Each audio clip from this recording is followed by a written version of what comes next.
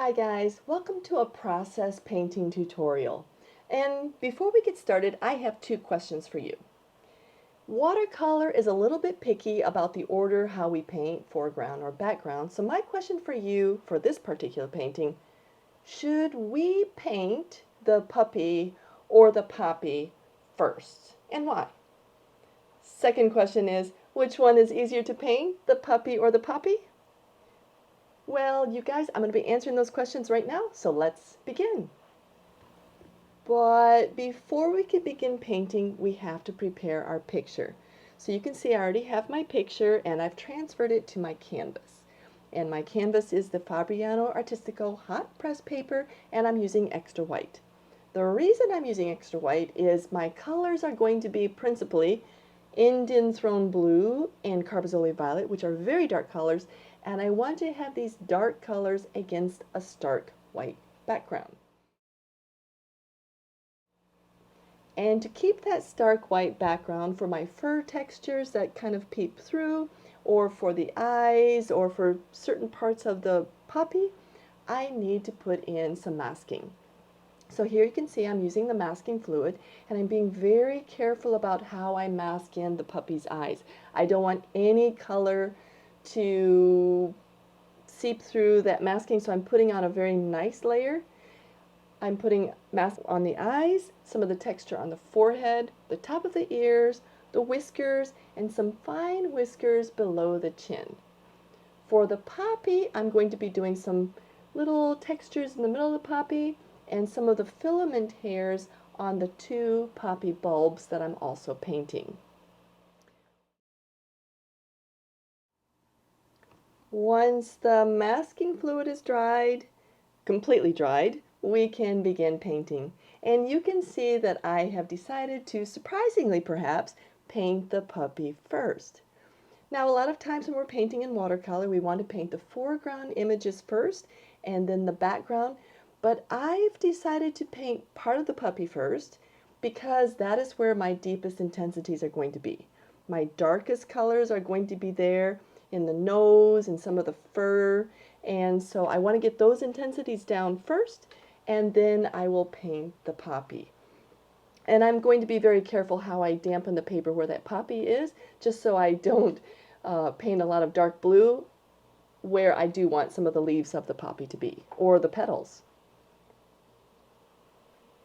Once my canvas is very damp, then I can start dropping in some of that color. And the color that I am going to be first using is the Verona Gold Ochre, and this is a Daniel Smith. I like this color because it's really good for making a base. It's toning the canvas, or where the fur is going to be. I'm not painting everything. I'm just putting in a few strokes where some of the fur could be, getting the idea of, like the curls of the fur, where some of the shadows are, and that's going to be at the base of the ears or around the lower part of the nostril. So there's going to be more intensity there.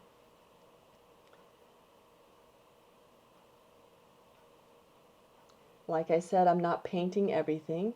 I'm just touching in a few flicks here and there, getting the idea of the flow of the fur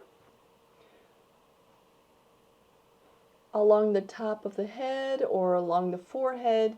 I'm just painting along where I put in just a few flicks of that masking.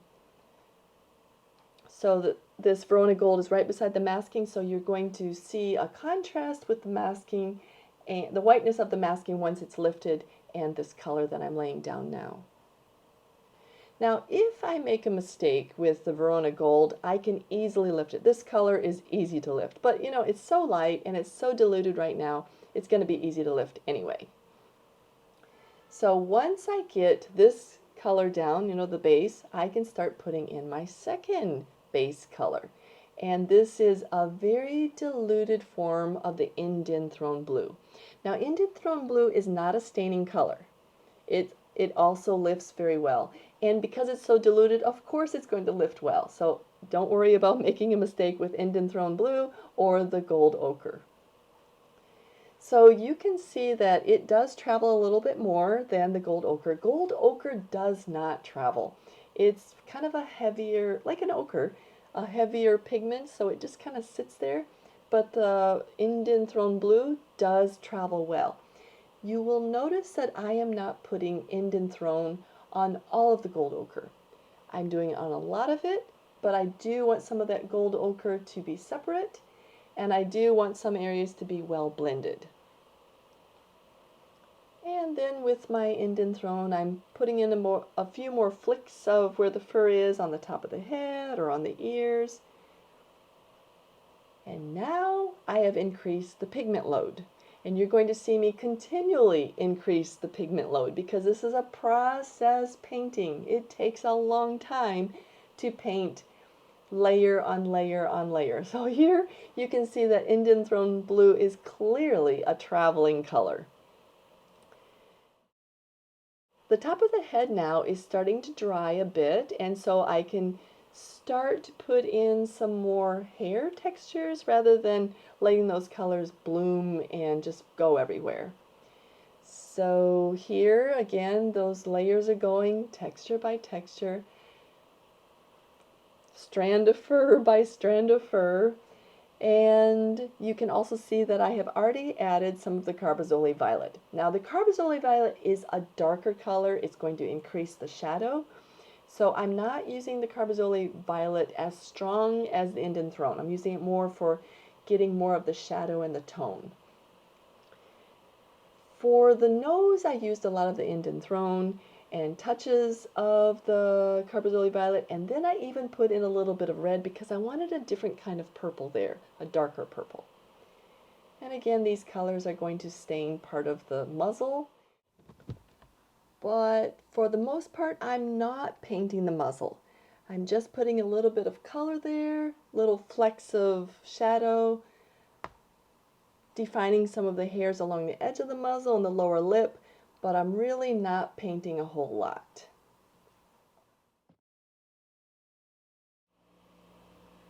Okay, before we go any further with our little puppy, it's now time to paint our poppy. And we're going to paint our poppy much like we painted the puppy, and that means with a base color. Now, the color that we used for the puppy was the dull ochre, which is good for fur. But now we're going to be painting a bright flower. We need a bright color for this underpainting, and this is going to be Hansa Yellow, a Daniel Smith color. First of all, we're going to wet all of our leaves, all of our petals, and drop in a diluted form of Hansa Yellow. Then we'll charge some areas with extra pigment, let that layer dry, and then we can come back and paint petal by petal. For painting the poppy, I'm going to speed it up quite a bit because this took quite a bit of time, but I'll explain to you the process. In order to paint each petal, it has to be done individually. So I would dampen the whole petal, and then I would start charging in different colors.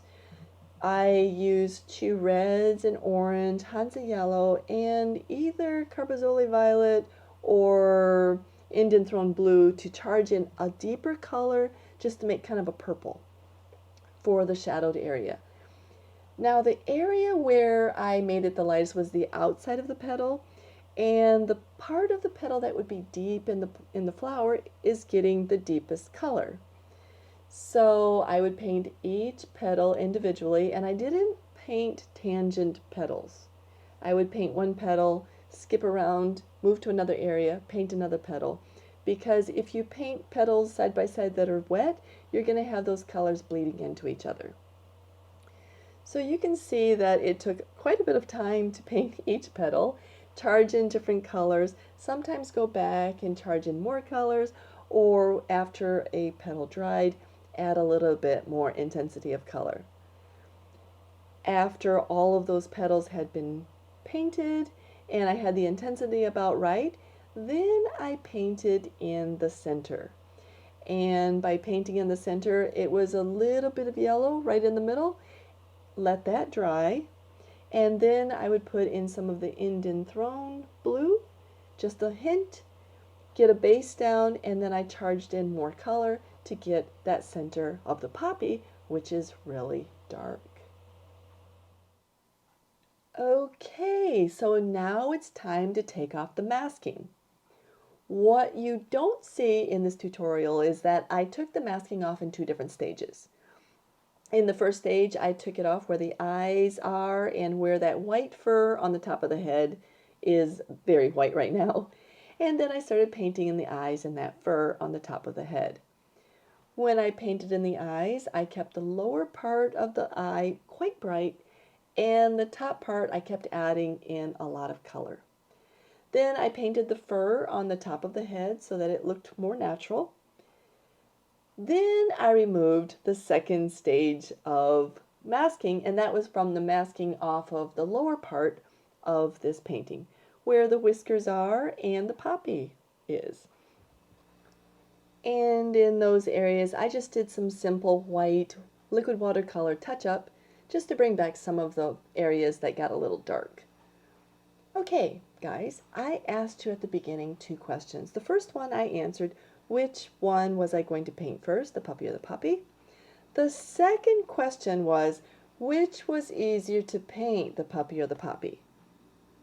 Guys, I can clearly say that the puppy was far easier to paint than the poppy, because that poppy took a very long time to paint petal by petal by petal, and I had to use a very fine brush. I loved the process, but it did take a lot longer. And if you liked this watercolor painting tutorial and would like to take other tutorials, I have a lot in both watercolor and acrylic, and they're posted right here.